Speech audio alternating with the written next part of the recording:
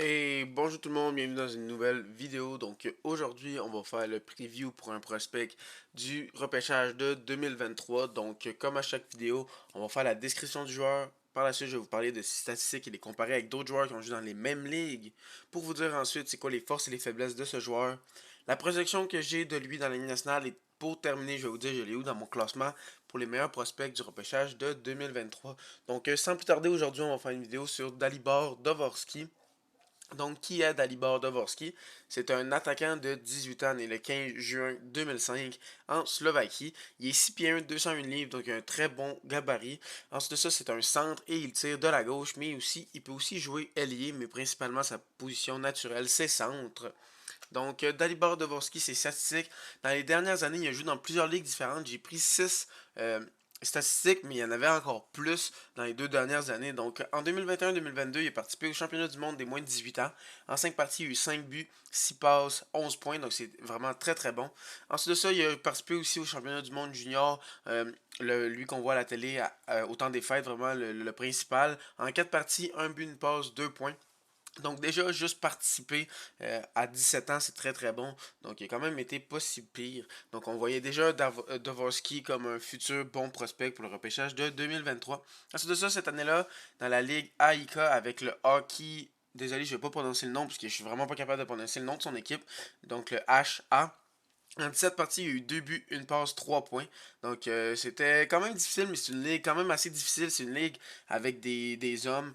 Donc c'est quand même hyper difficile parce que dans les autres ligues qu'il avait joué, c'était des ligues plus de son âge et il avait été très très bon. C'est ça, cette année, il a participé aux 2 championnats du monde junior, les moins de 18 ans et les moins de 20 ans. Les deux avec la Slovaquie. Donc en 7 parties, 8 buts, 5 passes, 13 points, ce qui est très très bon. Et ensuite de ça, au championnat du monde junior, 5 parties, un but, 2 passes, 3 points. Moi, il m'a un peu déçu au championnat du monde junior, mais au moins 18 ans, je l'ai trouvé très très bon. Ensuite de ça, cette année dans la AIK, il y a eu 38 parties, 6 buts, 8 passes, 14 points. Il a été très très bon. J'ai vraiment aimé ce que j'ai vu de lui. Mais on va aller comparer ça avec d'autres joueurs qui ont joué dans la même ligue que lui. Donc, comme vous pouvez voir en haut, c'est ça la ligue, c'est le Hockey Allsvenskan.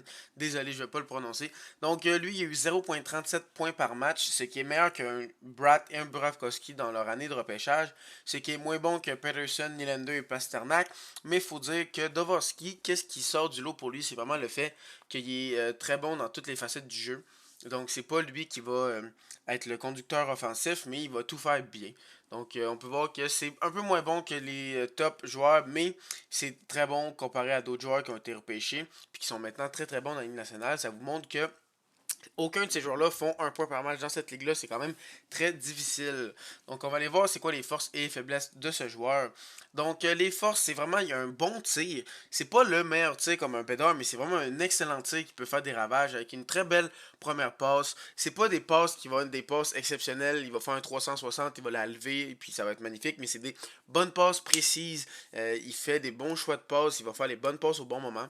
Ensuite de ça, son positionnement et défensivement, il est très bon. Donc, c'est vraiment une de ses forces. Il est vraiment complet. Il est bon dans toutes les facettes du jeu.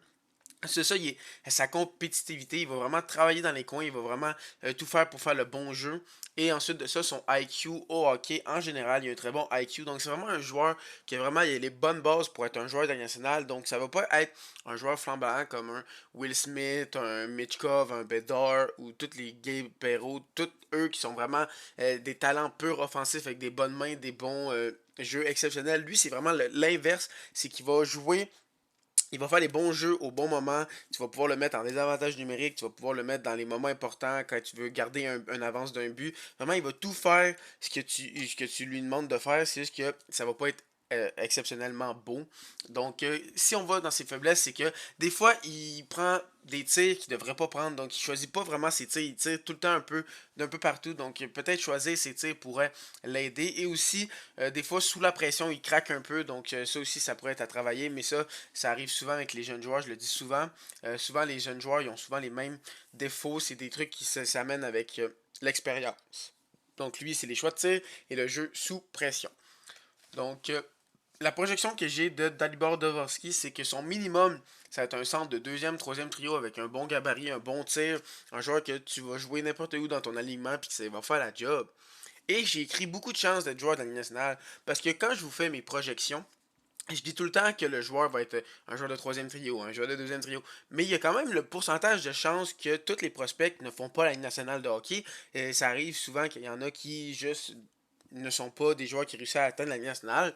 Mais pour Dvorsky, je trouve que c'est un des joueurs de ce repêchage qui a le plus de chances d'être certainement un joueur de la Ligue nationale. Comme il y a toutes les bases, il y a le gabarit, il y a quand même un bon patin, il y a un bon tir, il fait les bonnes passes, il y a des bons choix de passes. On dirait qu'il y a tous les aspects pour être au minimum un joueur de la Ligue nationale.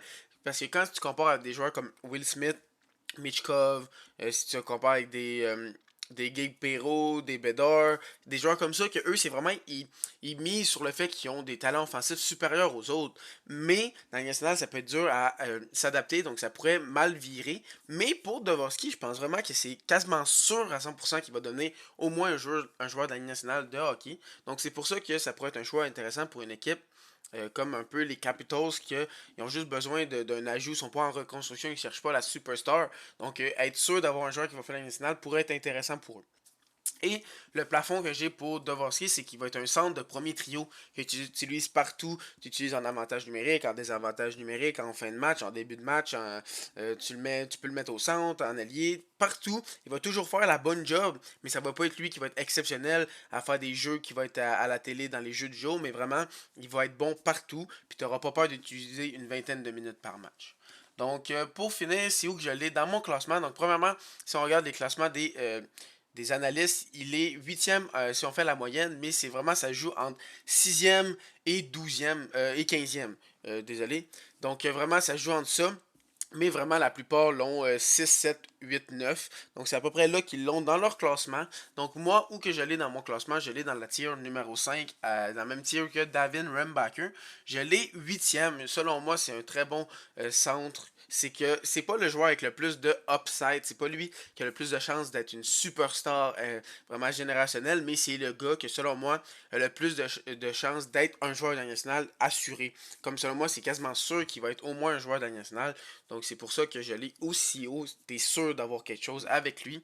Donc, c'est juste à voir combien haut ça va être. Donc, sur ça, dites-moi dans les commentaires qu'est-ce que vous pensez de Dalibor Dvorsky ou que vous l'avez dans votre classement. Et dites-moi aussi qui voulez que je fasse comme prochain prospect. Et sur ça, si vous êtes encore là, sûrement que vous avez aimé la vidéo. Donc, n'hésitez pas à liker, à vous abonner si ce n'est pas déjà fait. Et cliquez à la petite cloche pour savoir quand je vais faire d'autres vidéos. Et sur ça, bonne fin de journée.